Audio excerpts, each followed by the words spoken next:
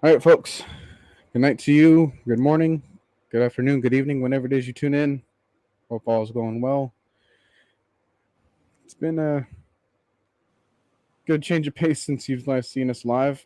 It's been about 2 weeks or so because I had COVID, and I'm still kind of feeling some effects of the fatigue a little bit. Just took like a good nap before we got started on the show.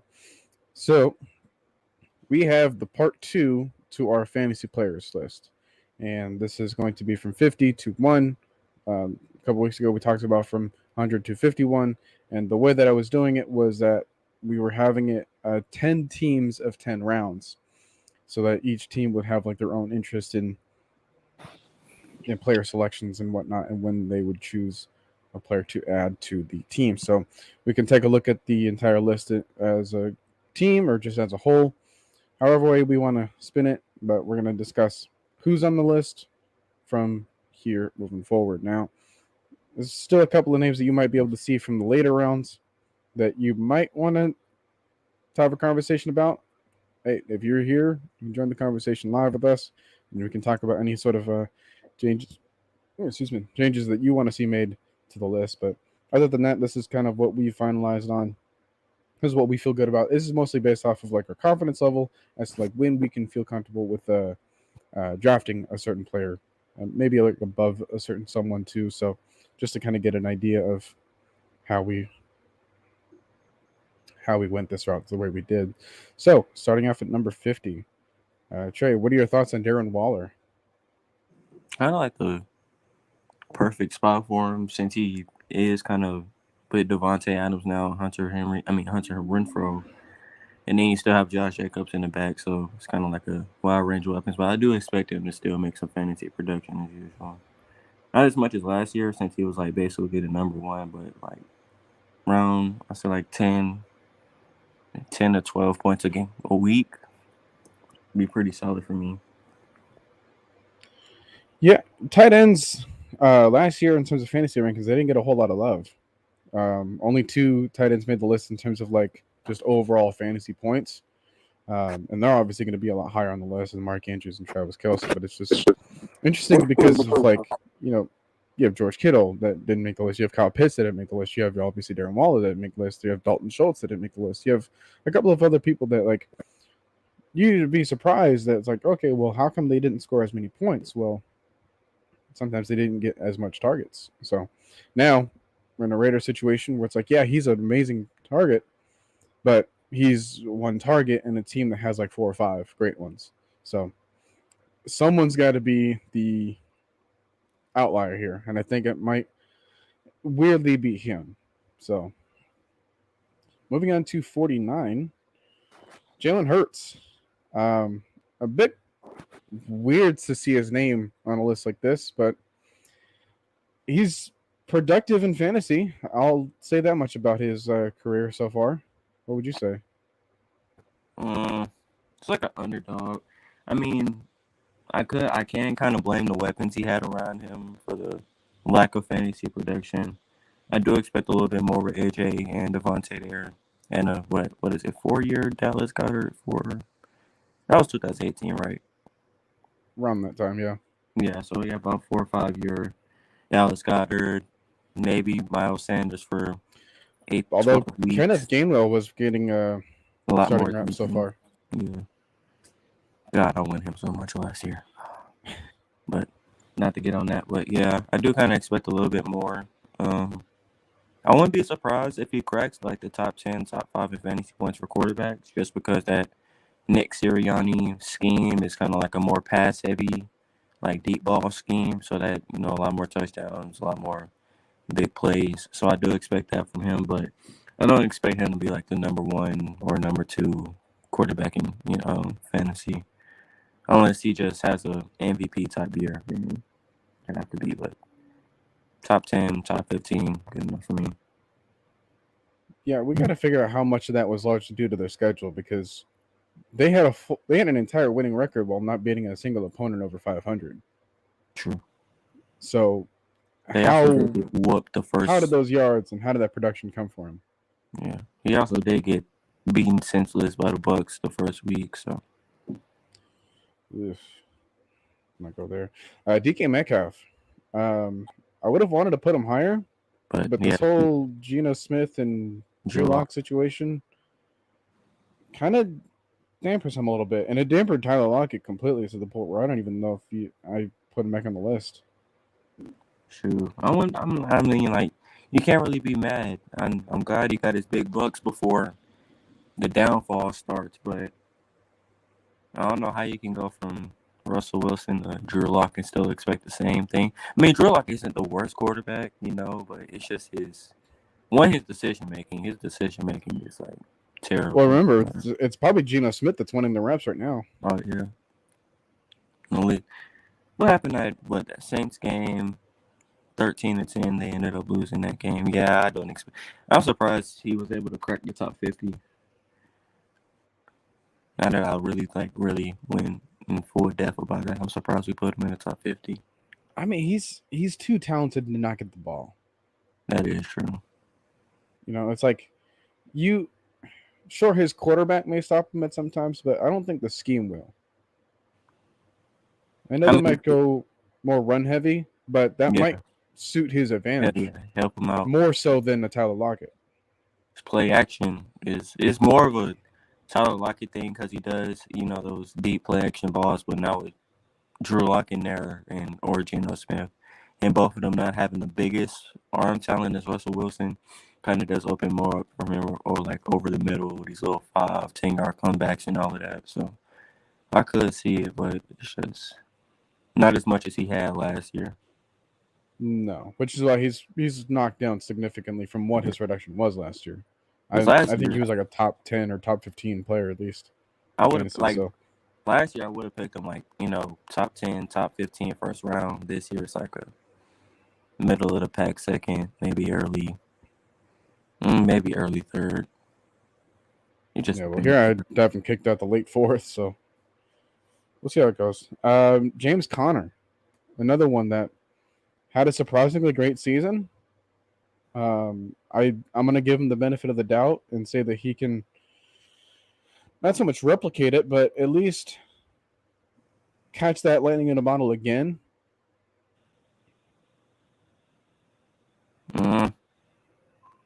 Maybe. It just depends, because with Hollywood coming there too, like the Cardinals are giving me such mixed vibes. Like they're saying they want to be more of a run-heavy team, but they trade their first-round pick for a speedster at the already stacked wide receiver position. So, yeah, I mean they're not going to get Hopkins for the first 6 weeks, but so that's kind of the reason as to why he's not on the list either. Yeah, I mean, but like, who can you kick down to that 4 spot when he comes back? Because they did re-sign AJ Green too. Well, they have him back. They have Hollywood when he comes back here. Rondell Moore. Yeah. That might be the fourth option there. Because I think they've completely given up on Andy Isabella. Surprised they haven't traded him. They might as well. I mean, he still has... he probably has some value to some team elsewhere. So, Damien Harris. I was surprised that I couldn't ignore him.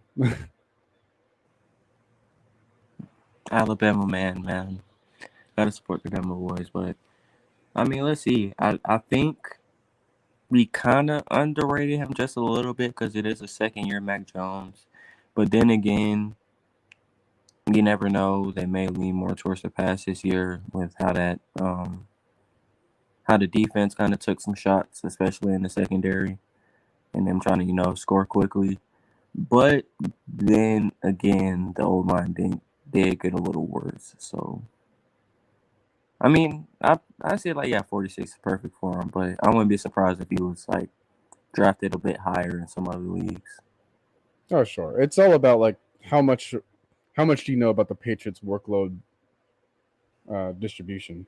Yeah. If it's higher, then obviously draft Damien Harris earlier than that. But for me, I'm gonna put him in a little sweet spot there. Our boy, first of a couple Falcons, Drake London. I expect a lot of fantasy out of him just because he's probably going to be the main target, especially in the red zone. I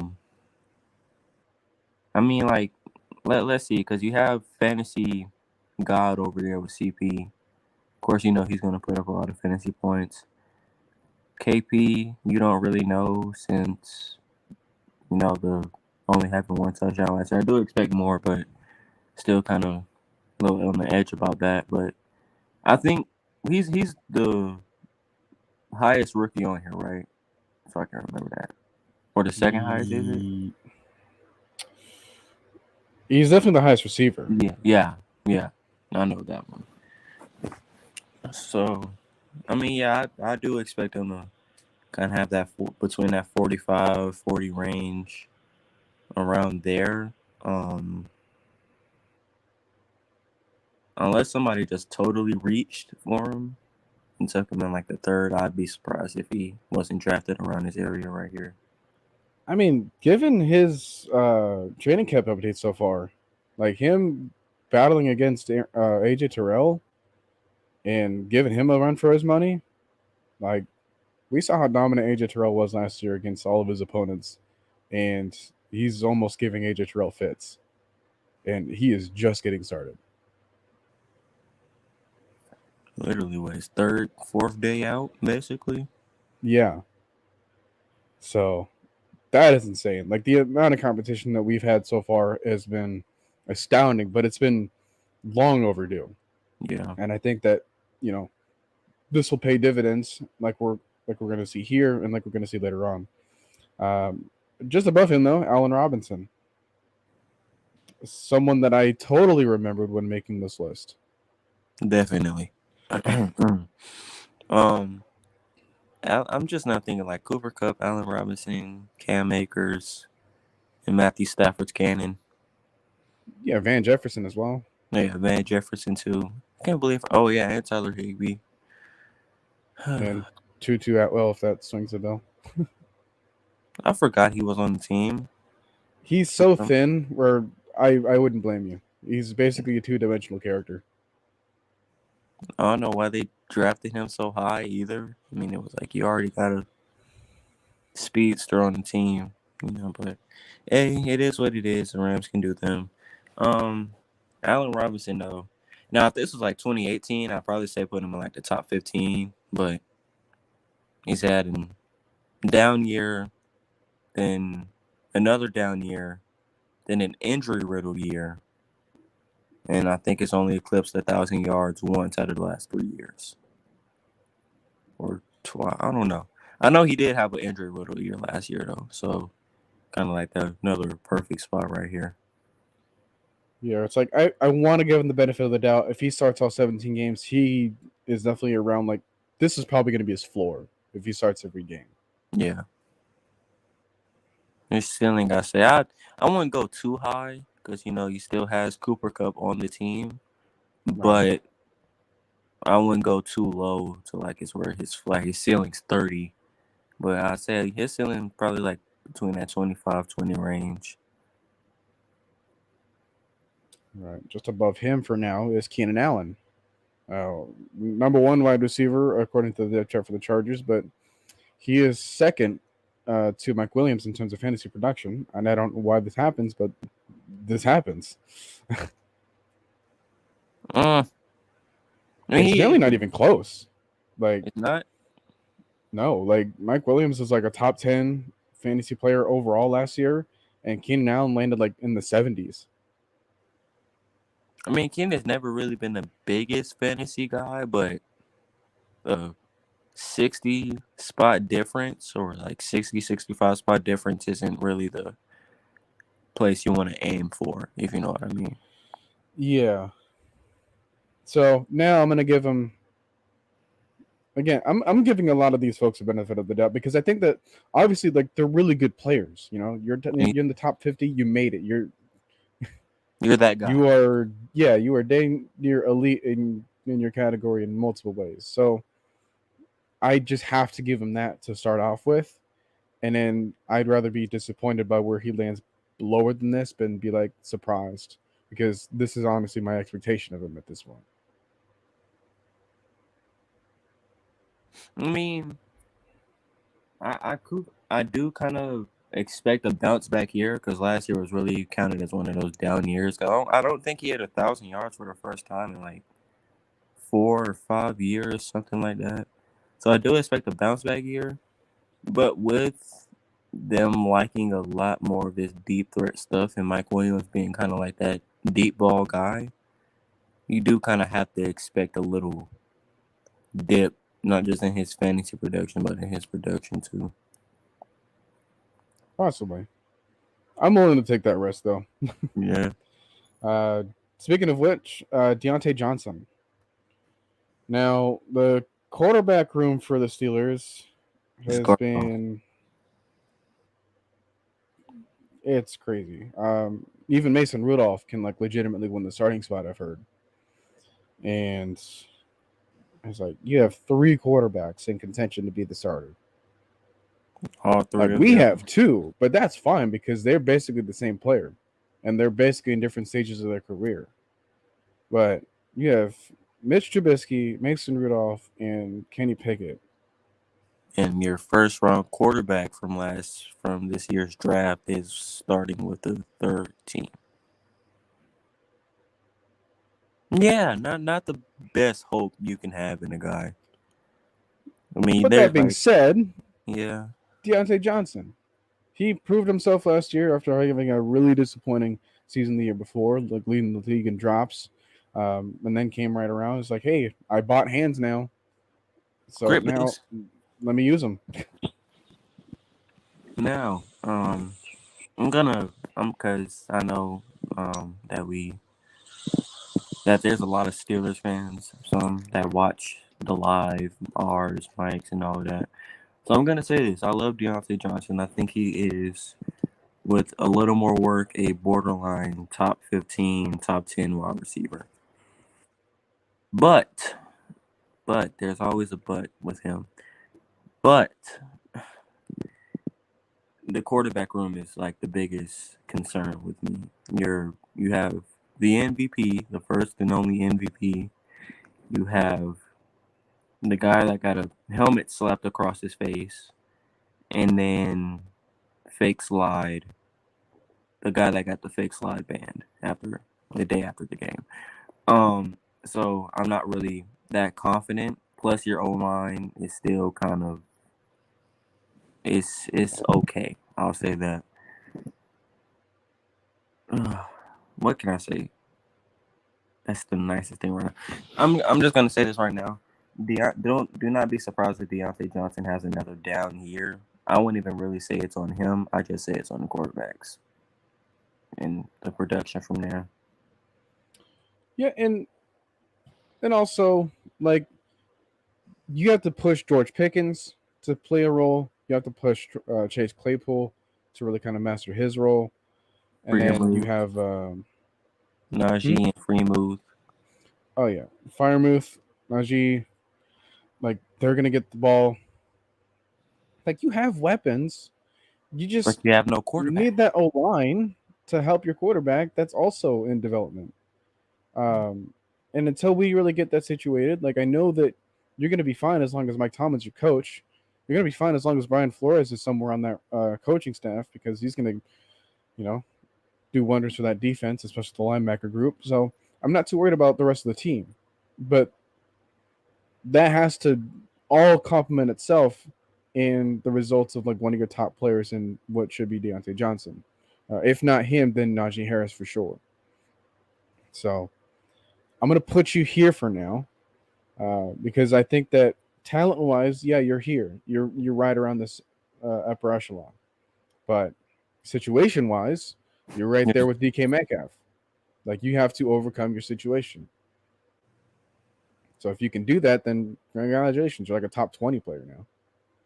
But until I see that, you're here. And in front of you is Antonio Gibson. AG. What I can say though, you do have a better quarterback, so I'll give you that. So, and O-line, you did improve the O-line a little bit, from what I've heard. The only thing I'm really worried about is that they kind of with Tyler Heineke, they were kind of depending on the run game to be a value, so that it make the passing game easier for Heineke.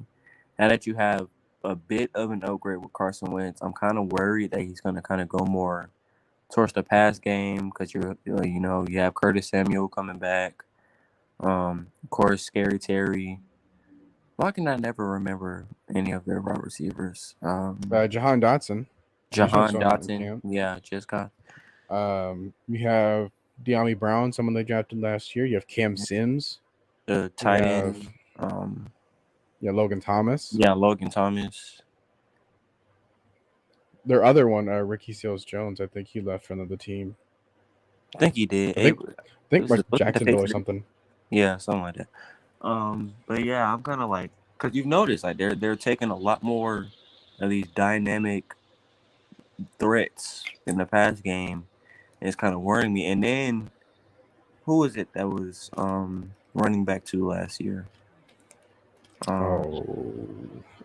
McKissick. Yeah, J.D. McKissick, the guy that turned down $16 million with the Bills for $7 million with the Commanders.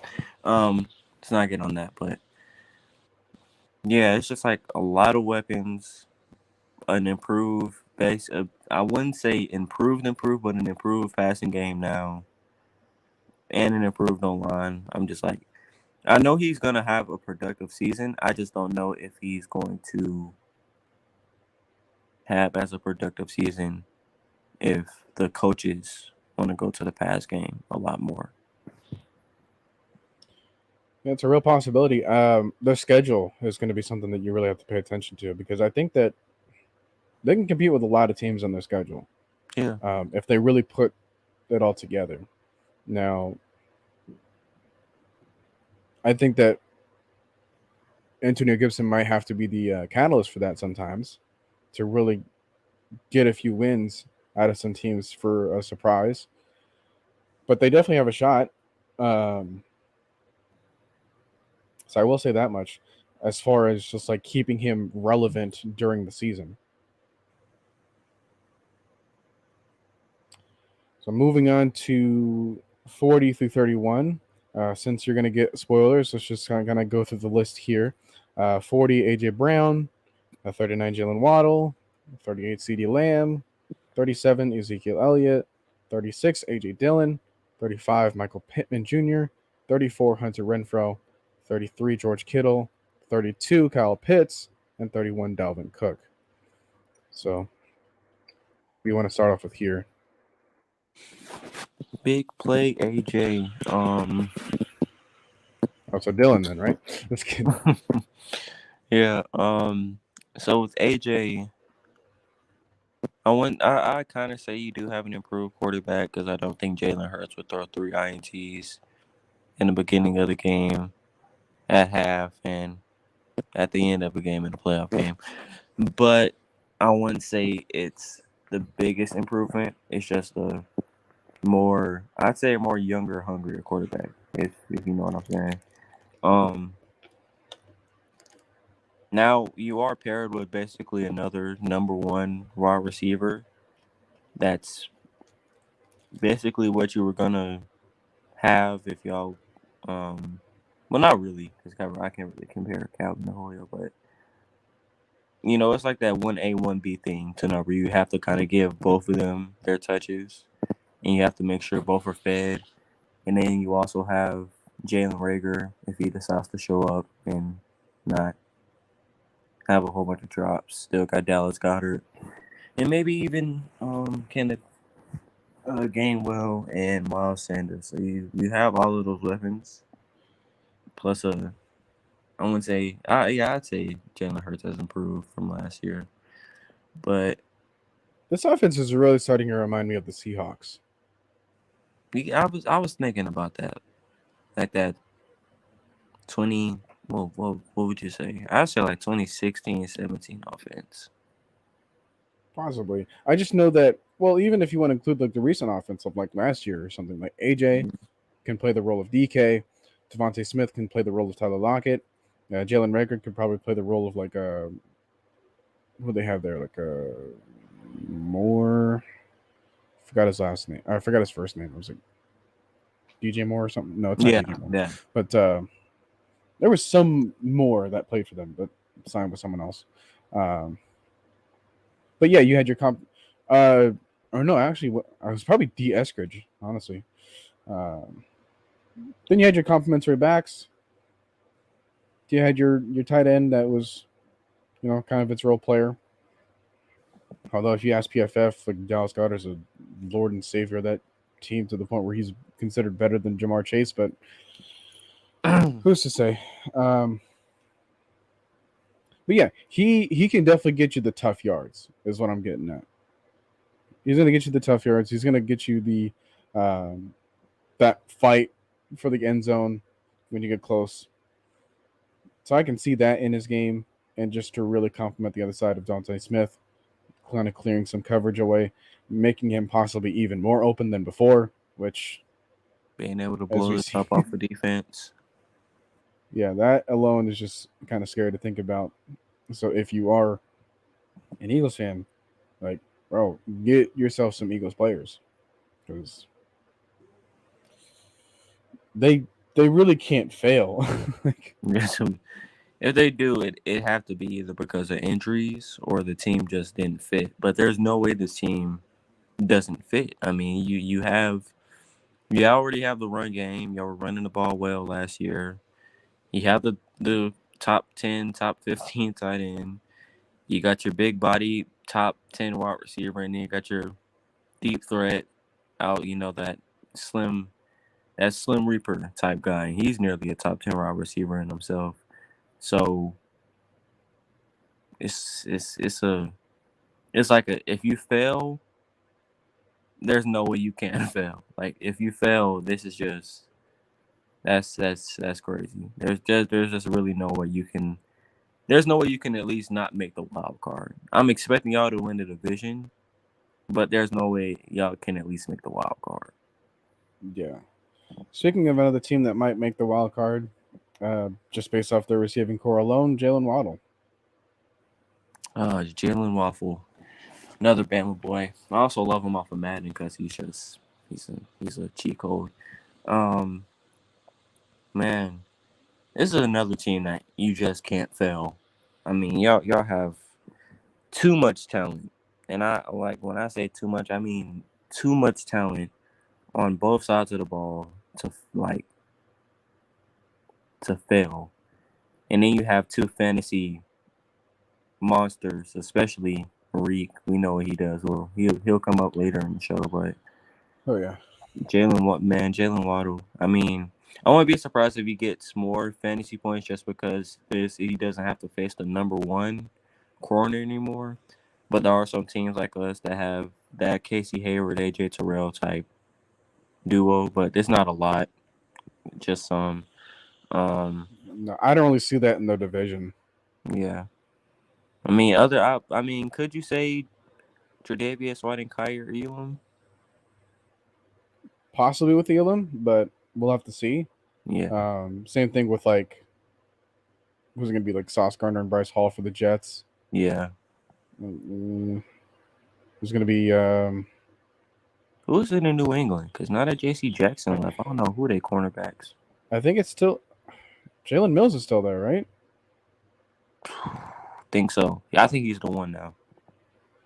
And then they have like a Jonathan Jones or something. They have another Jones guy. But they're actually really high on. Well, Bill Belichick will be a Pro Bowler in at least a year. And then ship him off to another team too early. Yeah. But on to 38. CeeDee Lamb. Drops a lot. CeeDee, man.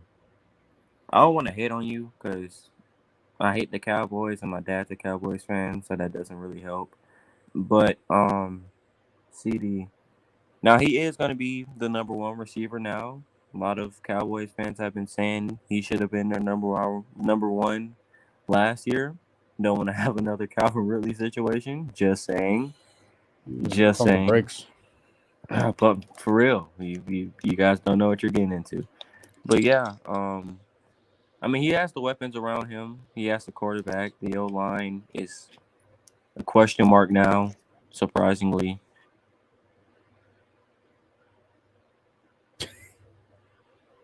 Okay, not sure what happened there. But while he talks about him, I'm going to talk about Ezekiel Elliott until he gets back. Zeke, we've been hearing a lot of hearsay, positive hearsay about him like having a resurgence. I think this is his 7th year in the league. So it's like, dude, if you don't have a resurgence after a while because of your declining numbers, the year after year after year, I was trying to get a head start on talking about Ezekiel Elliott, but go ahead. Well, that didn't help. Thanks, Discord. But yeah, I'd expect a lot.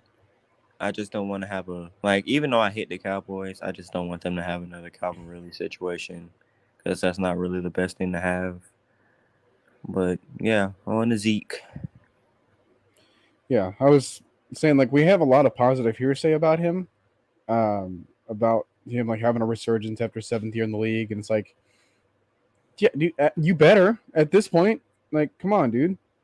There's had nothing declining numbers year after year. They've been using Tony Pollard. They've been using basically whoever else that they can get their hands on in order to try to keep you relevant for another year, in order to kind of fulfill out your contract because they're kind of scared to let you go.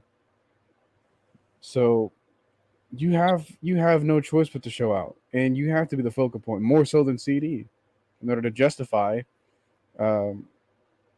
first of all what everyone else is saying about you, but also like your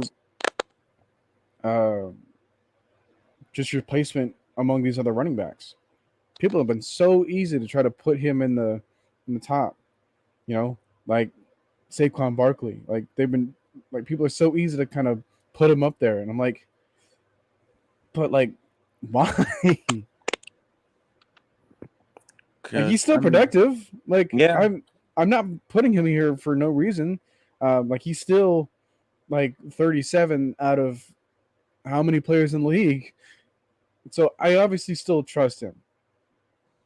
But it's just people act as if he's like a top 5 pick. And I don't believe that at all.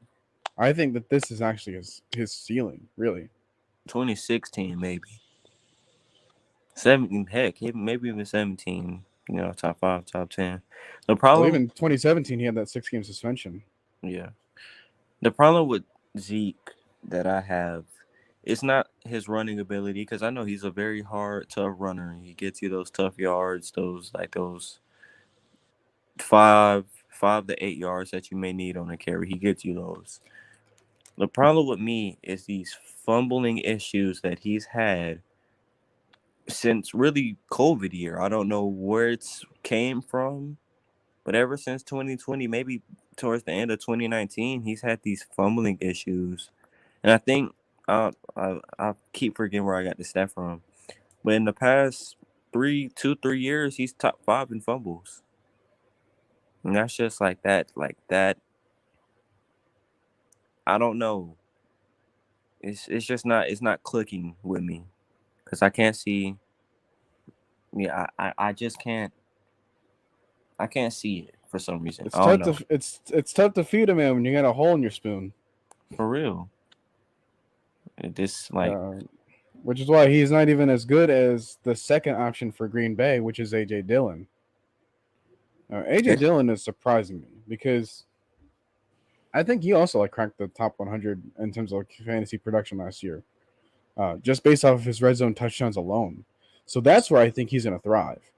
Like Aaron Jones is going to take care of everything else, but A.J. Dillon's going to be the one to punch it in.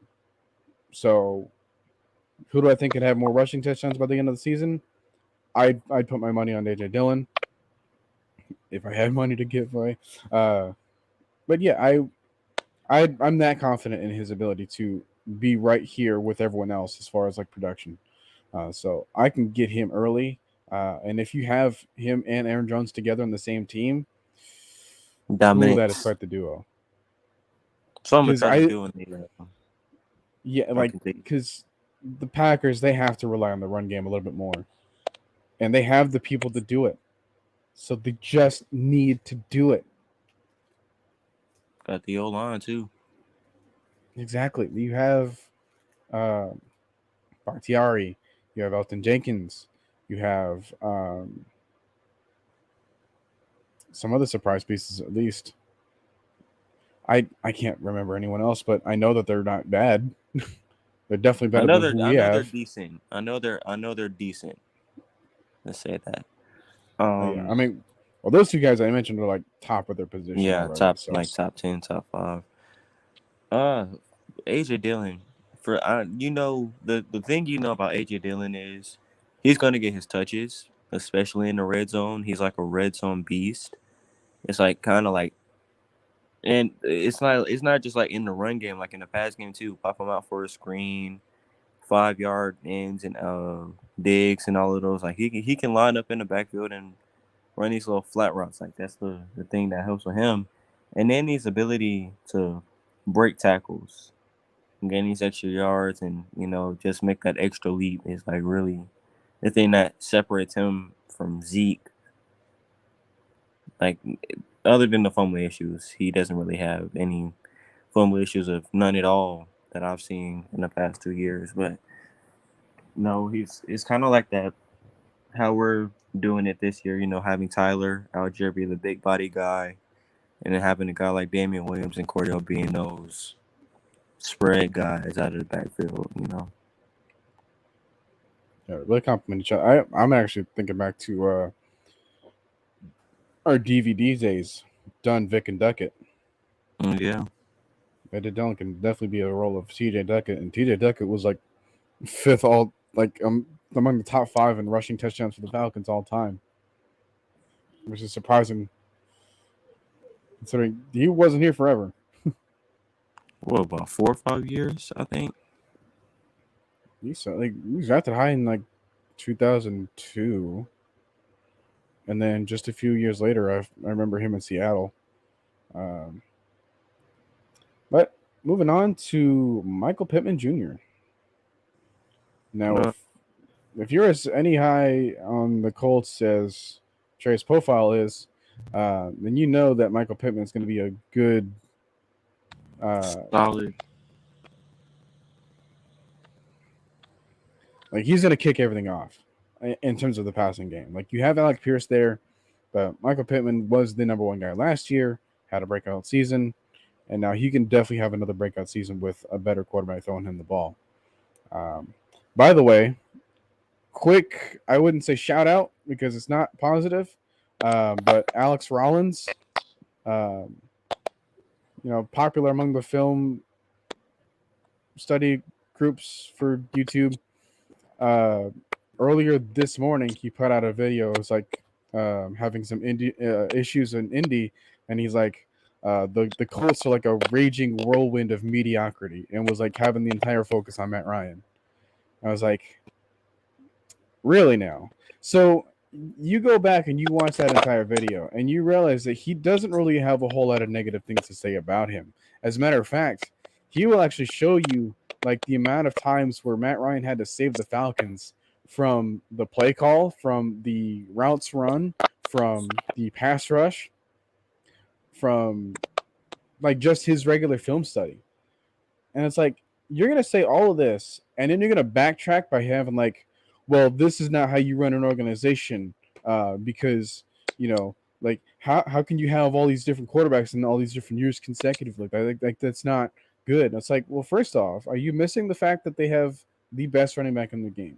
Are you missing the fact that they have one of the best offensive lines, like period, in the game? Are you missing the fact that they had among one of the best defenses in the game? Are you missing the fact that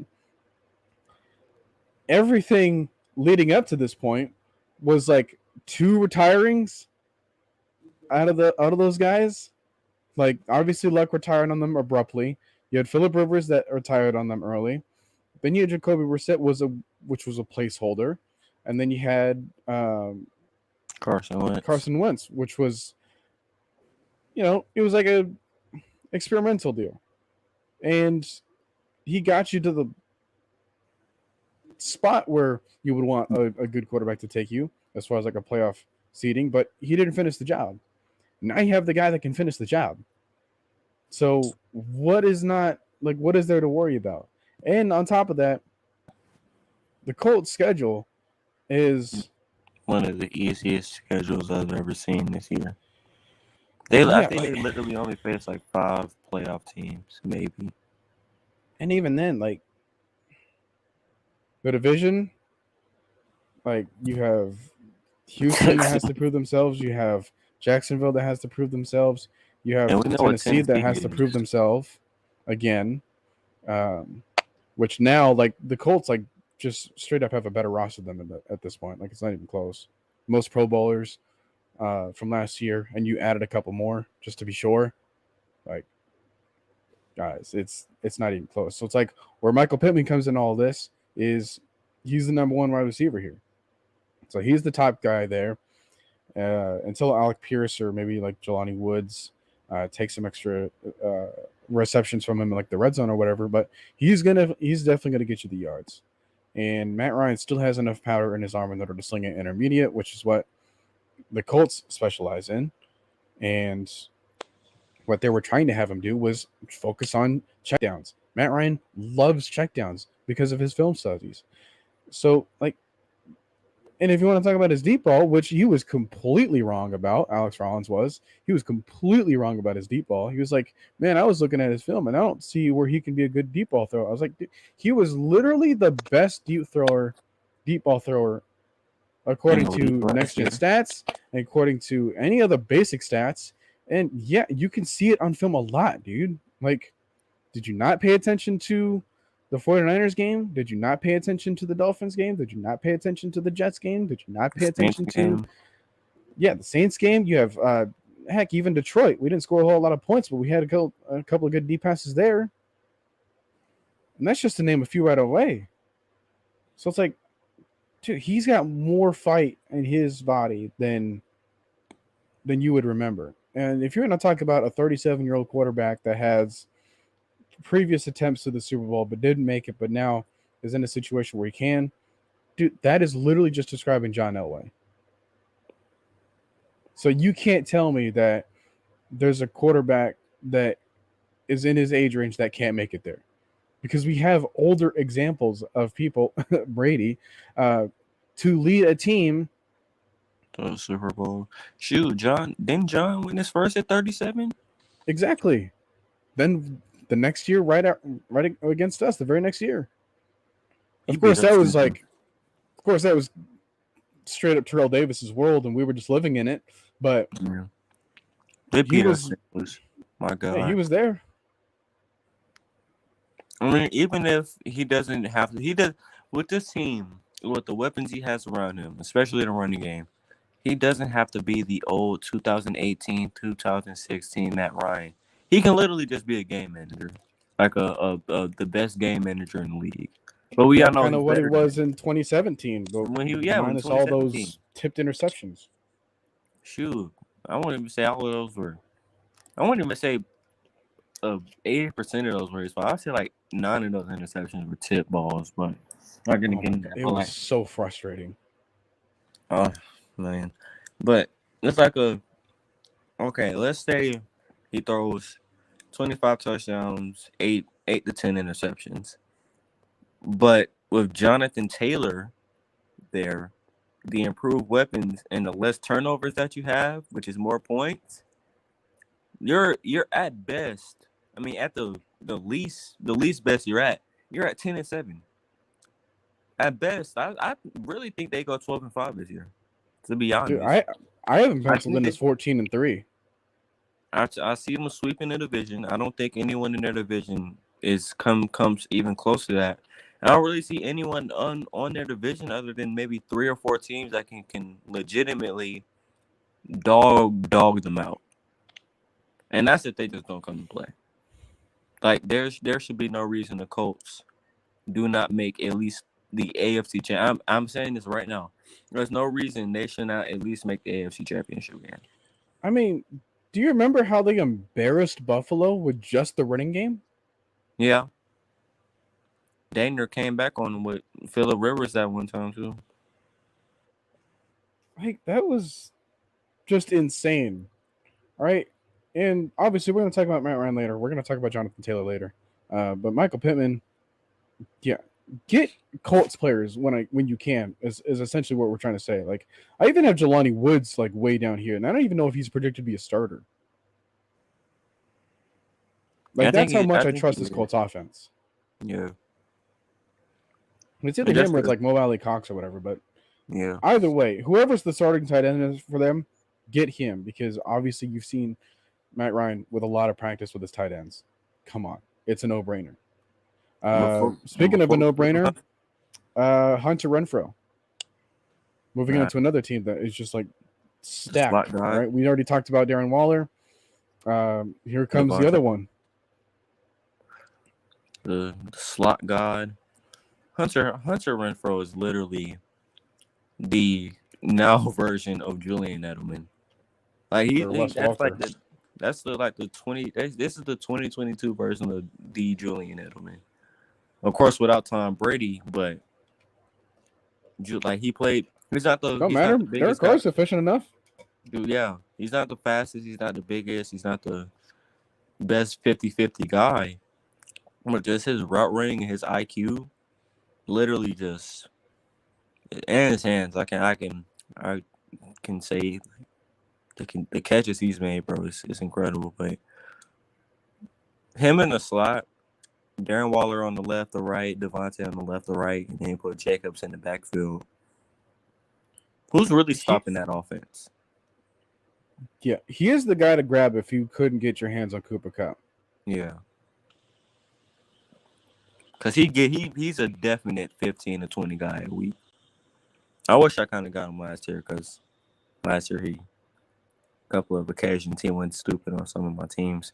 But this kind of seems low for him, but you'll understand why. Yeah. And that's mostly because of Devontae Adams.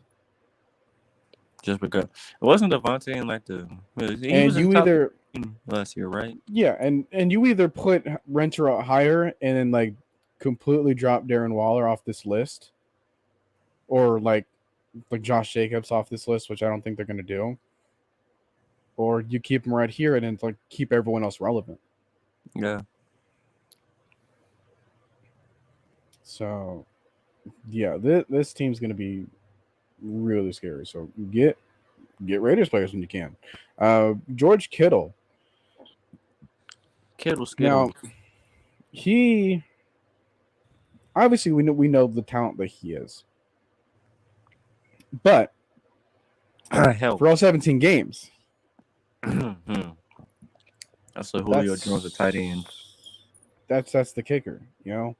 And I'm gonna give him the benefit of the doubt here. I don't like the 49ers at all, but even I have to recognize him. But I can't ignore him. You know, it's one of those things where it's like, this isn't even a matter about the quarterback situation either, because whether you have Jimmy G, like who's just like wasting space on that roster, or you have Trey Lance who needs to develop quickly, otherwise he's already going to be considered a bust before he ever really had a true chance. They already caught him earlier. This man threw 6 interceptions in camp today. Goodness gracious, that's worse than Justin Fields.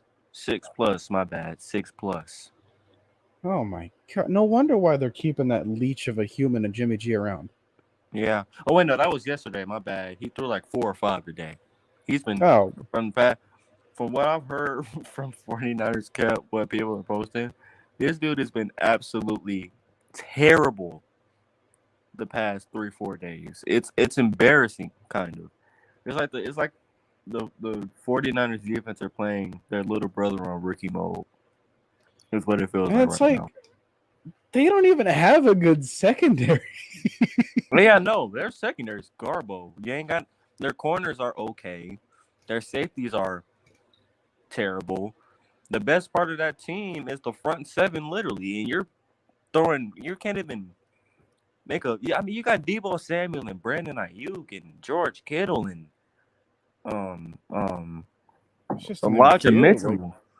Dude, I mean, you have good weapons for downfield, and you telling me you're throwing 6+ interceptions on a daily basis? He can run too. Like you can run, yeah, you can run too. I hope you don't take that out of your game, because my God, if he was a pure pocket passer, you'd be a dead man. I hope he develops well, because homeboy, you about to get smacked around this season if you expect to win anything. Now I can see why they keep it can you around. even name like 3 corners on the 49ers roster? Okay, so I forgot to tell you guys this. This is like the coolest thing that I learned. But Emmanuel Mosley, I only know him because he's my cousin. I didn't know that till he went to the Super Bowl that one time. My grandma told me this. Well, that was awesome. Yeah, wow. Never met him either, but make sure to one day. You said DBs or corners? Sure. I mean, because they don't have, because they don't re-sign Tart, right? They don't re-sign Tart. I don't think they re-signed Jimmy Ward. No, they didn't do that. They re-signed Tart. They have Avery Thomas. Beverett. I keep forgetting his first name. Beverett, number 22. They still have him. Oh, Jason Verrett? Yeah, Jason Verrett. They still have him, surprisingly. Okay. That's it. That's all. I remember a corner that they drafted was Deommodore Lenoir. Another like physical guy, but didn't really amount to much because he was like way too physical with like penalties and whatnot. Do they still have like a Keller Witherspoon or whatever? No, I think they cut him last year or this year. So I know he's not on the team. Well, that's about it. And you're throwing picks against those guys. Unless Fred Warner's just a pure coverage linebacker now and doing this, but he was never really known for interceptions. He's known for the sideline guy. Yeah, and if you're going to be throwing like 6 or 7 interceptions to the same player over and over again, how embarrassing. Okay, yeah. Fred Warner, fantastic linebacker, but come on. And that's the guy. Y'all won it last year. Him, y'all. I remember like it was yesterday. Mike Live 2 days before the draft. This dude was garbaging Matt Ryan, just trashing him, saying he's not mobile, no deep arm. He was like, "What quarterback do you want?" He said, "Trey Lance or Justin Fields." Wow. And now these are like the 2 worst performing quarterbacks in practice right now. Justin Fields went 3-9 last year and got benched for Nick Foles. And Trey Lance is throwing 6. And Andy Dalton. And Trey Lance is throwing 6 interceptions a day in the first 4 days of training camp. And he's not a rookie. Second year. Wow. So, well, all that being said, George Kittle, Garbage. You need to be the hero. Like you at this point need to have the ball handed off to you. Be the next Devos Samuel. Shoot, you're gonna have to be. Y'all can't even do Devo like that no more because y'all taking any more tread off them tires. That's his career. You've been doing him dirty. Like, has he even gotten paid yet? No. My gosh. He's the only wide receiver or at least one of the best wide receivers from 2019 that hasn't gotten paid yet. DK. I am pretty sure even N'Keal Harry got another contract. Yeah, he did. He got traded.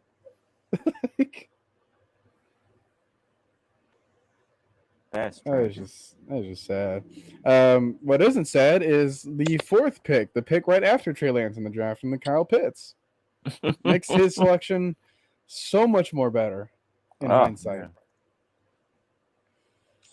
We were actually thinking about doing some sort of a what if series with me and a couple of other folks from Discord. And I think one of these situations might have been what would have happened if we had taken like Parsons here. Like if you guaranteed the season that Micah Parsons had with us, would you still take that over what we had with Kyle Pitts? God, no. Kyle Pitts won us like 3 out of the 7 games that we won last year. I'm not even joking. I'd rather have those catches than those 4 to 5 sacks that really weren't going to change nothing. What's the difference from 18 sacks to 22? Well, I mean, especially if those are like first down sacks and they get the first down anyways. Yeah. Like, you got to let those pressures, you got to let everything else, like, really matter and make sure that get those sacks on 3rd down instead of getting them on, like, 2nd down and then having a 3rd and whatever, and then you still give up the play for a first down. It's like, then that sack doesn't matter. That's an empty stat. So if we want to go through all of those instances where a team got a sack but it didn't matter on the drive because they still scored anyways, then a lot of these other numbers would look even worse. I know ours included, but shoot, we went from 27 to 32nd off of that. Oh yeah. So Pitts, he's gonna get his grown man body soon. He's already learning his routes. He's already and making sure that he's already like boxing out defenders, which is what AJ Terrell was telling us in his press conference. And oh, by the way, he's getting a lot of good chemistry with both Ritter and Mariota, so it doesn't even matter who the starting quarterback is. So this is scary. Now, of course, you would want you probably would have want like one more year with Matt Ryan just to give him his accuracy. Just a bit more touch on his accuracy and whatnot. But as far as the knowledge that he already gained from that 1 year, it's going to lead him into some crazy looking numbers. So this seems low, but yeah, I mean, you have Drake London to worry about. You have Cordero Patterson to worry about, which is still further up on the list. So speaking of which, we got to move on because Dalvin Cook is 31. The Vikings offense is still a threat, no matter how you look at it.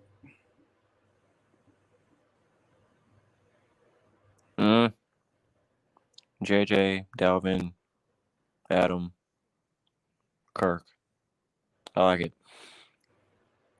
Sorry, and then you have KJ Osborne, you have Amir Smith-Marset, you have they drafted another running back as well. Should have been James Cook. That would have made too much sense.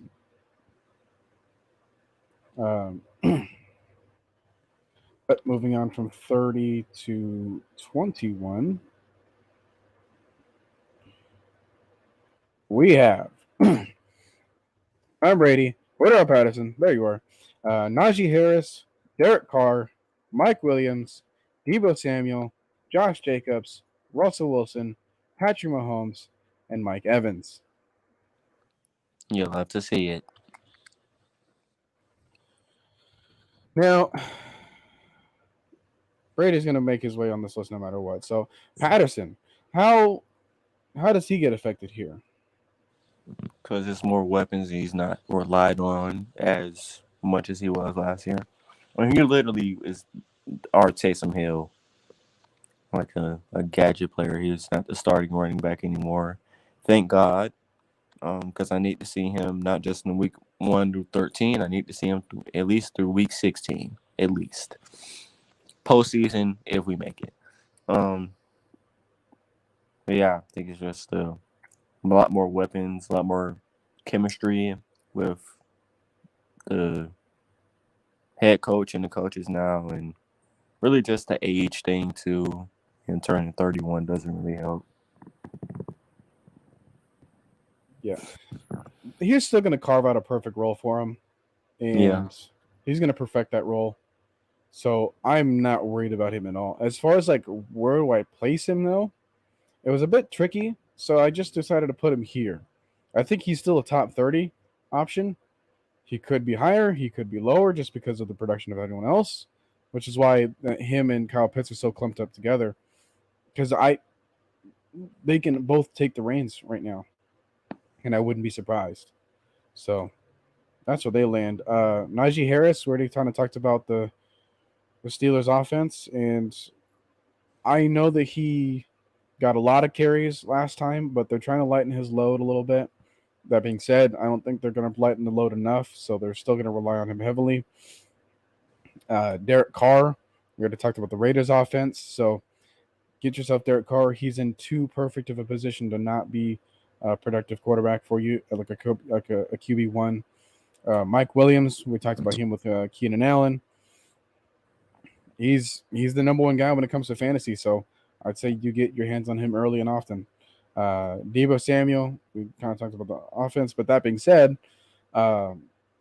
if he gets used as often as he did This time around, I can see him right around this range again, although he could drastically change his numbers given the new recent news about the quarterback situation. Josh Jacobs, he's the second highest rater here, and a lot of people are having him as sleeper options, and I'm like, I think that people have woken up about him. I think it's time because you realize how necessary he was in that playoff game. So make sure that he's valued. Russell Wilson at 23. About time we talked about another different quarterback.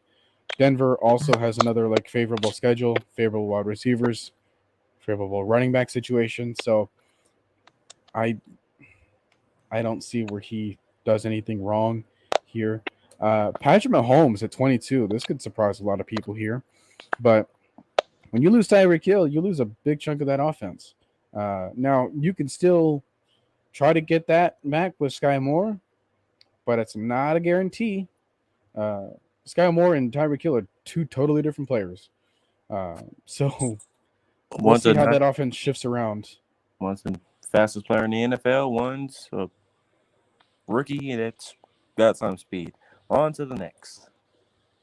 Yeah, and then Mike Evans to round this out. Because of Chris Godwin's injury, Russell Gage is still going to be new to that offense. I made this list before Julio Jones, but he doesn't swing the needle either way. Ron Gronkowski is not there. So it's like, oh, no, but they have Kyle Rudolph, so everything's going to be fine. I don't even trust either one. Like, whether they want to start Kyle Rudolph or whether they want to start, like, Cade Otton, who they drafted, it doesn't matter. I don't think they're going to get used as much. So Mike Evans is going to be the key guy to stop, and he always has a tough time getting stopped. So you have that to look forward to. I think he's going to be a dangerous threat regardless. Any other comments? These guys? No, not really. All right, moving on to from 20 to 11. You have Matt Ryan here. You have Travis Kelsey here. You have Javonte Williams here. You have Mark Andrews. You have Aaron Rodgers. You have Justin Herbert, Justin Jefferson, Stephon Diggs, Cooper Kupp, and Devontae Adams. Now, where do we want to start first? Let's start from 20. Let's go 20. All right, Matt Ryan. We already kind of talked about him. He's going to be dangerous this year.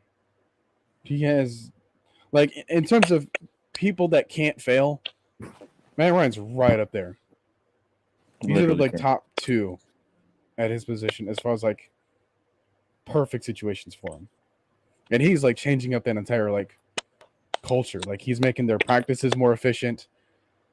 He's changing up the way that they just do things around the locker room, and it's great to see that leadership really get put to work here. So, yeah, he's going to make an impact on the field just as much as he's already doing off of it. So that I don't have a problem with. Travis Kelsey, he's actually put higher on this list than what he actually performed last year because, you know, obviously you're going to have the loss of Tyreek Hill. So Travis Kelsey, he's still a great option. He's still going to get himself wide open in so many different ways. So he's going to get fed the ball easily. I have no problems with him. Javonte Williams, for those that aren't paying attention, he is a dominant running back. He's like what other people would have considered Nick Chubb to have been before Nick Chubb became who he was. Like when he was splitting carries with like Melvin Gordon, and he's like still getting like 900 yards or like over 1,000 yards of scrimmage, and Melvin Gordon didn't turn around and did the same thing. Like that speaks volumes to how good that their running game is. And now you have Russell Wilson, who's a threat to the passing game, to play in front of him. That's even better. So if he is in the round 3, like your other friends messed up in your league. Like I'm sorry. I'm taking Mark Andrews. Probably, yeah. Early round 2. Like maybe around the bend. Mark Andrews. He's the highest tight end on this list because of that Ravens offense. It's still revolving around him. you don't have a whole lot of other options unless you want to count the other tight ends that they got. So, like, this is why I have Lamar Jackson like at 69 because he's a fantastic quarterback, but Mark Andrews is basically his only guy still. And until Rashad Bateman steps up, and until some of the other running backs come back from their injuries, like he's still the guy to stop. And I'm gonna give him the benefit of the doubt. I think he's still a fantastic option, but this could be his ceiling as far as what to do with him. Now we're gonna move on to some quarterbacks. You have Aaron Rodgers, like back-to-back MVPs and all that kind of stuff, but obviously you missed Devontae Adams. So where does that put you as far as the contingency plans in the pecking order for your offense that you're going to run? Do you have to spend all this time in order to make Christian Watson be that guy, or Romeo Dobbs, or do you just go with the running game like I want you to? I don't know what they want to do here, so I'm going to knock him down just a little bit more. He's still a great option. Obviously, he's a fantastic quarterback, but how fantastic can he be at this stage in his career without that chemistry? So all he basically has is just maybe like a second year of Robert Tonyan and like a third year or whatever of Aaron Jones. That's it as far as familiarity is concerned. Maybe Randall Cobb, but he wouldn't be relied on that much. Alan Lazard, possibly. He can make a resurgence. I wouldn't trust that, but he's got to stay on the field as well. I don't know. And then from beyond that, it's kind of all question marks. What isn't question marks is Justin Herbert and his situation. Another dude. Again, we talked about all of his weapons. Like, you have another guy that I haven't even talked about here that's ahead of him on that offense. So, yeah, he's going to be in a very complimentary role. Obviously, because of their schedule, he's going to be able to pass a lot. He's really going to boost his numbers. So I trust him more than I do with Aaron Rodgers at this point to get more fantasy points for you. I mean, he already did that last year, so I wouldn't be surprised. Justin Jefferson, him and Cooper Kupp, yeah, they're about to be like the same player. So whatever you want to consider Cooper Kupp to be, or however you consider Cooper Kupp to have been last year, I almost see the same thing with Justin Jefferson. So the fact that I have him at 14 is kind of low. But I see them doing a lot of same stuff. And plus, I think Kevin O'Connell, like their play caller for the Rams, he went to Minnesota. So he's going to be able to do the same thing. So, yeah, Justin Jefferson, he's that dude, all right? If you like Cooper Kupp and you couldn't get him, get Justin Jefferson instead. You will not be disappointed. Stephon Diggs, making sure that you really go with that connection between him and Josh Allen. Again, phenomenal route runner. Like, what more can we say about this guy? Tremendous hands, in a great position to where he can be fed the ball a lot. Don't really have to worry about his injuries. So he's a safe pick, and I like safe picks here. Cooper Kupp, people can probably have him be like the number one guy, but I take a look at their offense, right? You take a look at what they added in Allen Robinson, we just talked about. You have Cam Akers back. You have Kyron Williams that you drafted from the fourth round or whatever. Like, you're gonna have more running backs in that mix that you probably want to use more. Obviously, people have more film on you. You don't have that play caller coming back. So, like I said, does their offense change? Do they go back to copycatting other people, or whatever the case may be? I think his numbers diminish. Obviously, when you're a triple crown kind of threat, there's no way I can expect you to repeat that same thing. So you have that slightly diminishing. Devontae Adams, just above him, because that connection with him and Derek Carr. Talk about deadly. Anything else you want to add? I think you hit it all on the spot. All right, now I'm going to let you read the top 10 list. Starting with. Such an honor. At number 10, we have Speedy Boy Freak, Tyreek Hill. Number 9, Big Boy Nick Chubb. Number 8, the guy that got into a fight with a 341-pound defensive lineman today, Josh Allen.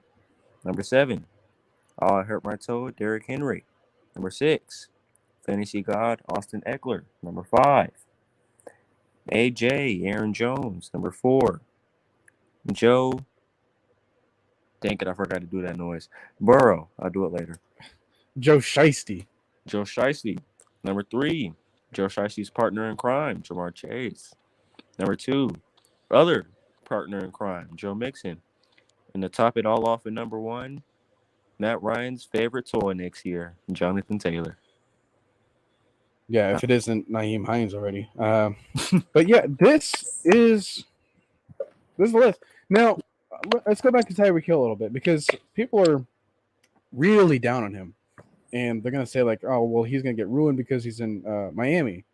And I was like, you guys realize that he was a possession receiver in his last year in Kansas City, and he like loved that role because of the structure. That it was like he was able to be the hero to get them at the extra yards. Like when he thinks back to like one of his favorite plays, he goes back to that AFC Championship game against the Bills a couple years ago, where he just took like a short pass and just like ran 75 yards. Like he loves to be like the yak hero, and this entire offense and to his throws. And like how often that they go to each different route tree, it's dang near identical.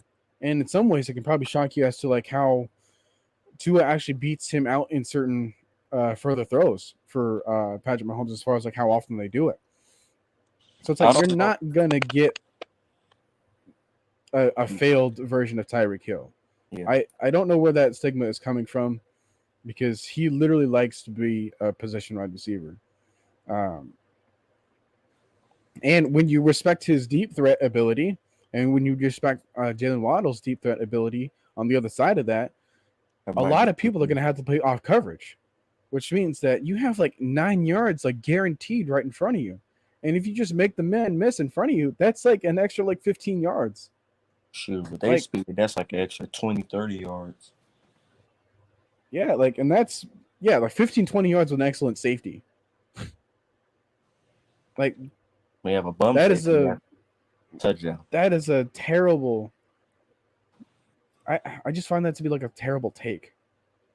Like, like Tyreek Hill, I would trust him over Devontae Adams, which is why I have him. I have him higher. Yeah. I would trust him over Cooper Kupp. I mean, like, the thing with Tyreek is, or not with Tyreek. I think the thing is they look at Tua and they say, okay, he can't throw the run 20 yards to the side, throw it across your body 50 yards downfield. I don't know if y'all saw this highlight today because it didn't have that. No, because Bama, sent it in the Discord, had a couple thousand likes. Yeah, I saw it. Tyreek ran about a 63-yard post. I'm really not even that. It was like a 30, 40-yard post. Now, with his speed, that's like 50 yards, 55. Tua drops back, throws it. He's at about the other side, like before you get to the 50. He's at about the 43, looks like 43, 42. Tosses it. He basically caught it at about the 5-yard line. So the arm strength, I can't say has improved. I don't know what it is with them saying Tua can't throw the deep ball when that's literally all he did at Bama. Believe me, I'm a Bama man, so I think people need to understand what a deep ball is. Maybe one of our shows we're gonna have to explain like film what that means and what that looks like and how to really judge arm strength, because it's so common for the people that like, oh, I don't like this quarterback because he can't throw deep. And that's like, if that's your only complaint, then fine, take your Jay Cutler and be happy with your life. Because if that's all you care about, go ahead. For real. But I wonder what's deep to some of these people, because I don't know if you mean accurate deep towards like 40, 50 yards as it's on the person, or you mean the Patrick Mahomes, he just throws it out of a stadium deep. If that's what you expect out of every quarterback, you might as well just shoot. Every quarterback other than Josh Allen and Patrick Mahomes must be garbage in. Or maybe Matt Stafford. Other than Matt Stafford. You're basically saying Matt Stafford is a top 3 quarterback just off his arm strength. If you're basing it off a deep ball and mobility, Tom Brady, Aaron Rodgers, and Matt Ryan aren't all-time greats. Shoot, John Elway didn't have a Instead, better Justin Herbert would be. Yeah. And have we Russell seen him in the Wilson? playoffs yet? No. You're basically saying not Tom Brady. You're basically saying Patrick Mahomes, Josh Allen, Matthew Stafford, Russell Wilson, and Justin Herbert are the 5 best quarterbacks, not just in the league, but they basically out of the last 10 to 15 years. Which I'll say at least this much for Russell Wilson. His moon balls are a thing of beauty. I don't know who's catching him this time around. It could be any one of these Broncos receivers, but they're just too hard to. They're almost too hard to drop. It's like they literally drop in your hands. Like you cannot drop them. It's in your hands. If you're running, unless you're just a slow wide receiver or tight end, the ball literally drops. It's like a bucket, and he puts it in the bucket basically 99% of the time. So, yeah, I mean, maybe it's like the passing trajectory, which, sure, I can probably understand, like, the amount of hang time that it takes in order for the ball to get there. Like, maybe it's not so much distance, but it's like, hey, I'd rather have you just throw, like, a Brett Favre, like, line drive and just beeline that ball to that destination, which a lot of receivers can't catch. Or you do, like, a teardrop, like what Joe Flacco did back in his heyday. You know, and you can get that ball right over a Raheem Moore. Make him reach out for it a little bit. Yeah, maybe make him fall backwards and on the way to overtime. But on the 9. But yeah, it just makes no sense to me. It's like, and even if you don't care about the deep ball, dude, you know how easy it is to perform a screen? Shoot, his speed, all you got to do is block for 2 seconds and he's already gone. Not even 2. Maybe 1. Because as soon as he catches it, he's that light. Like, you know those braided, like those pathetic attempts that they call a passing play where it's just like they get the shotgun snap and then it's just like back to the motioning receiver? Yeah. That's all you have to do. Shoot. A pop pass? Yeah. That's what they call them. Yeah, pop pass. They used to call them jet sweeps, but you have to hand it off for them. So they just call it pop passes now. But shoot, even with not even just reach speed, with we forget you got Raheem Mostert back there too, fastest running back in the league. So it's not like you can just let him go on a 28 sweep and let him do something. I mean, it's literally set up not just for the deep ball, but for it's like you said, it's a yak offense. It's literally a yak offense. It's play action, digs, slants, comebacks, posts, flies. That's literally what they thrive off of, or at least the passing game. So it's like, yeah, we can sit here another 30 minutes and just talk about how the Dolphins can move down the field. But all that is to say is, like, Tyreek Hill is in a better position than you realize. So it's about time you took notice. And I would not be shocked if anyone took him round 1 of a fantasy draft. I'm taking him round 1. I'm going to just be completely honest. If we have another fantasy draft, I'm taking them round 1. I'm letting you know now. We should have that set up pretty soon. I'm going to have to talk to Tyrone about that. Nick Chubb. Don't have a whole lot of running backs left, but of the ones that are here, like, that's 2 in these are established names. Like, do we really have to tell you who these people are? Nick Chubb is in a situation where the quarterback situation is not there at the moment. You have to figure out who the heck's even going to play that role. Who they even say was their starter at this point? Jacoby Brissett. Okay, because it was him, and I remember they signed Josh Rosen. Oh, yeah. The guy that said, if Tom Brady has 6 Super Bowls, I want 7. And hasn't. I mean, kudos to him for his confidence back then, but you got to have the work ethic to match. I mean, your teams did kind of screw you over. You get drafted number one into a terrible team. Then they go on to draft another quarterback the year after. You're then traded to another team. Then they go on to draft another quarterback the year after. Well, And yeah, then because they were like in full tank mode. yeah, and you go to another team, and they literally do the exact same thing. Wow. And Like then with the dude us. couldn't catch a break, but whenever he was on the field, he wasn't nothing to like. Yeah. Oh man, well maybe we can give him one more chance. It's like the man No. has like 5 different locations. He's on his 6th one right now. Like he's been clinging around in Tampa, he's been clinging around in San Francisco, he's clinging around here in Atlanta, and made a couple of good throws in preseason against the Browns. But now he's on the Browns. So he's more of a journeyman in the last couple of years than Ryan Fitzpatrick was, and that's saying something. I mean, shoot, I would say like he's if he was, a good guy, he's like the next Fitzpatrick, but at least Fitzpatrick played in the games and did good in the games and won the games. You played in a preseason game and got whopped. But off of Josh Rosen, shoot, Nick Chubb, we don't really have to explain much. We can really go to 8. But before we do, I will say, a bold take, Nick Chubb is going to be the best running back this year. Better than Derrick Henry, better than Jonathan Taylor. He will be the number 1 running back this year. His fantasy or just overall? Overall, both really, I think. Right. Yeah, I guess you can't really like be one without being the other. Yeah. All right. Well, we'll see if that sticks. I have him like 1, 2, 3, 4, 5. I have him the 6th running back right now. Not because I don't think he's a top 5 running back, but I just think that he's in the least supportive situation of the 6. Yeah.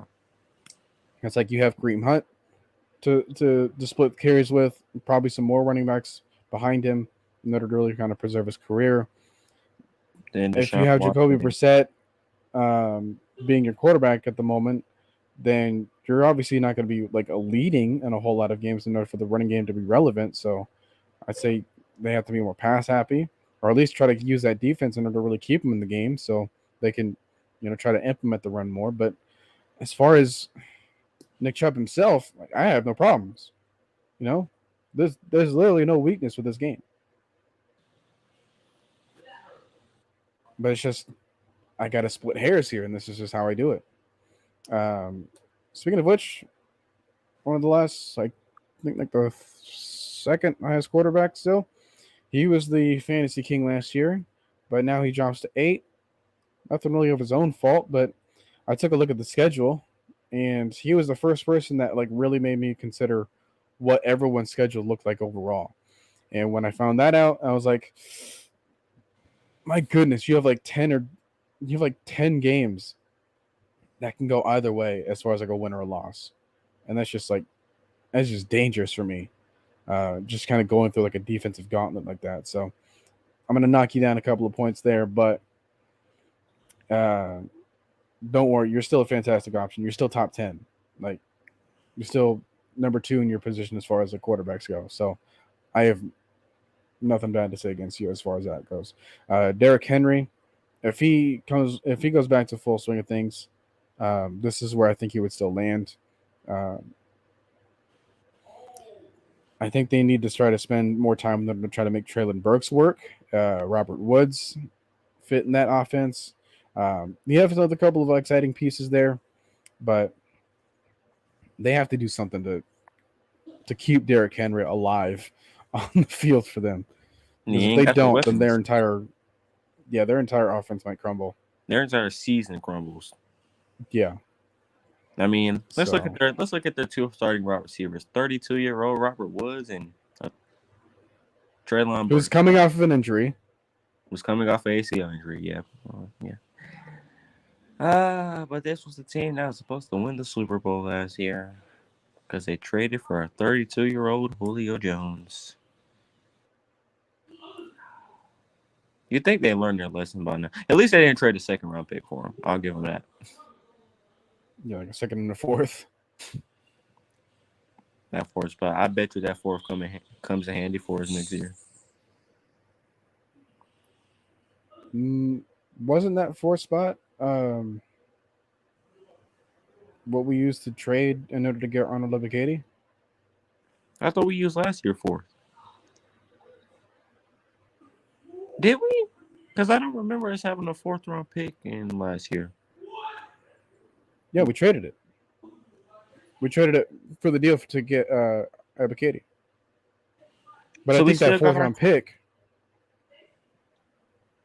for this upcoming draft class, probably. I think we traded our last year, like the 4th-round pick we were supposed to have last year. Because I remember we didn't have a 4th-round pick selection last year. We traded that one, so we still have this 2023 one, I think.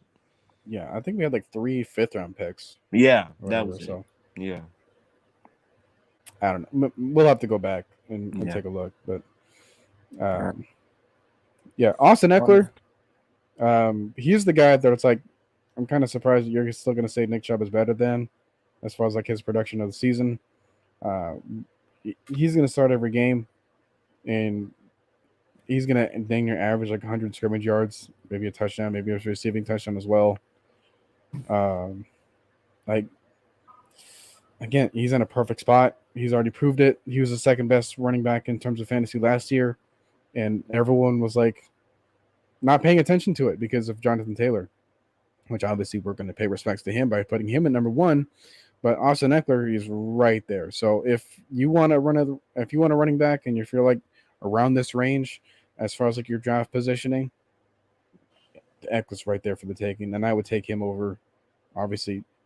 Like I would take him over Nick Chubb for right now. But if you want to follow Trey's logic, an example, or his take, then you can take Nick Chubb here. Wouldn't bat an eyelash either. So, but number 5, this is my bold prediction. My bold take, since Trey had one, I'm going to have one here. I think Aaron Jones is going to be a top 5 fantasy player just overall. I can see it. Again, you just have to make sure that this Packers team knows that it needs to run the ball. That is it. That's all I ask. Just understand that you need to run the ball more. Please. And then, boom, instant championship appearance. Now, I'm not saying you can win, but you'll get there again if you just rely on the run game instead of passing it to him like 9 different times.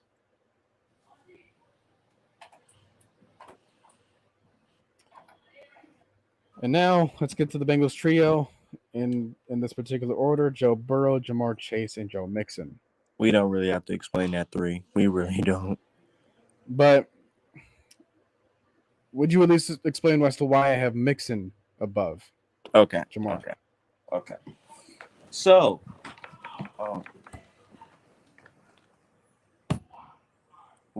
I think we talked about this the night we did the 100 through 51. And when he showed me this, I was like, why? I had to think about it like in my mind. I was like, why would Joe Mixon be higher than the dude that basically put up Justin Jefferson and Randy Moss stats? One, because I really don't expect him to do that again.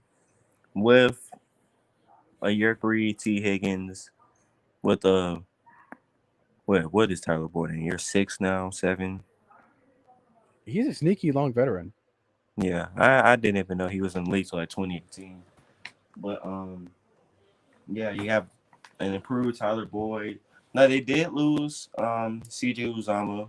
I can't say that. They swapped him out with Austin Hooper. Yeah. No, not Austin Hooper. Hurts. Hayden Hurst. Yeah. Some former Falcons. Yeah. But I think where we put this is one, the O line is majorly improved. So even though he went stupid basically last year, he had 1,100 yards last year. Now you give him a top 10 offensive line. They were already trying to run the ball a lot last year. Shoot. Now you got a verified, really the best trio of wide receivers in the league, an improved offense, a Joe Burrow, Joe Shiesty, a top 10 defense, and Joe Mixon. Recipe for success right there. Yeah, that's the reason we have him at 2. And also, we kind of do expect him to have a lot more production than he did last year because of the O-line, like I said. Yeah, and you also can't forget like the way I was structuring this. If I just go up one here, I did this 10 rounds of 10 teams, and if you're the second team, um, I would generally value the running backs position just a bit more early on than the wide receiver position because we've talked about so many different wide receivers, but we haven't talked about as many running backs that can really pick up the slack for you if you're ever in a rut offensively. So I would distribute them so that you probably don't have a shot at getting both of these, like any two of these guys on the same team. But of the three, I prefer to get Joe Mixon the running back position out of the way because we're still going off of like fantasy values, and running backs are just a little bit more valuable in the long run than a wide receiver. So, and then obviously number one, Jonathan Taylor. Like There's no you want need to talk to. about perfect spot. That is it. Like that is the most no brainer here. Like that. I'm sorry, it's anticlimactic, but that is the most no brainer selection here. Like you can fight us on who the heck you want to consider over here, but we've already made our case for everyone else as to why they're where they are here. So if this makes sense to you guys, let us know. If this doesn't make sense, we can still have the conversation. I can keep this here. I can maybe I can share it to anyone else that wants to share. I know that Coach Coach Unchained, I think he wanted a copy of this just for later records, and I'm gonna keep it here. I'm not going to add any sort of changes to this moving forward. I know that people can fluctuate on this list, but as far as like where our stance is, like this is already etched in stone. This is already on the stream. So if I make any sort of changes, this is where everyone else lands to begin with. So my last question is, all right. So since I did this in 10 teams, What team am I taking? yes. You're going to ask that. Really, I would have to say, I'd say team 8, just because Josh Allen and Stephon Diggs, like the duo in itself gives you about 60 points. I'm just going to be completely honest with you. It gives you at least a guaranteed 40 to 60 points a week. And then, man, Najee, George Kittle when healthy, DK when healthy, Melvin Gordon, man, it's like it's a recipe for success. Now, will I try to replicate that same team? Maybe not, because maybe because that team does look like a winning team. It's better than the one I had last year. I will say that. Way better than the one I had last year. I mean, shoot, my starting quarterback got hurt. Matthew Stafford didn't really pop off till after fantasy season had ended. I was kind of screwed. Then a whole bunch of my players started getting hurt. So, but yeah, even if they didn't, it'd still be better than my team. But yeah.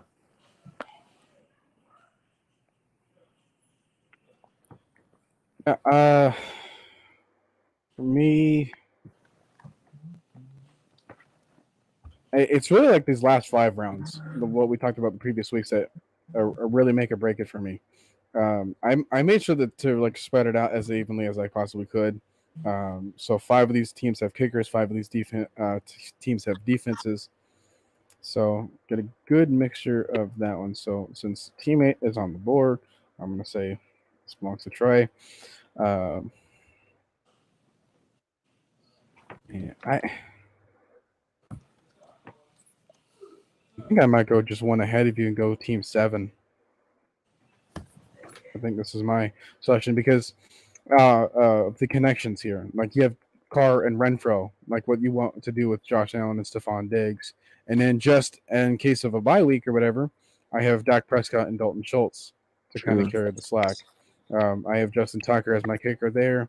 I have James Conner as a sneaky option there. I have Justin Jefferson, who, like I already said, is going to perform the Cooper Cup role. Derrick Henry is a man there, but just in case, you can get some other options here. Jelani Woods is another sneaky option. If he starts, then he's going to be fantastic in the red zone. DJ Moore is just a solid guy, but not one that I would necessarily start right away. And then, yeah, just I mean, all these teams are good, so it's really tough to just like nail down. But hey, if you're in the comments watching this afterwards, because goodness knows no one's watching us live, Max, good. Excuse me. Let me know what team that you would select. If you need a better, jeez, it's so sensitive. Yeah, this is basically every team. So yeah, that is it. That concludes our list. So thank you guys for the ones that tune in later on. We spent a little bit longer than normal, but we got to pick up some slack. It's about time Trey was here to actually join us in the conversation. For real, man. And with that being said, I don't know when can we see the crowd again? Trying to get some different shows with some different people. We have that roster prediction too. Yeah. Monday I'll try to be liking them also.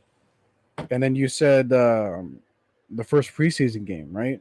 I know it wasn't for us, but it's like we're approaching like 2 weeks away, so we really gotta nail those down before the cut days. About 2 weeks.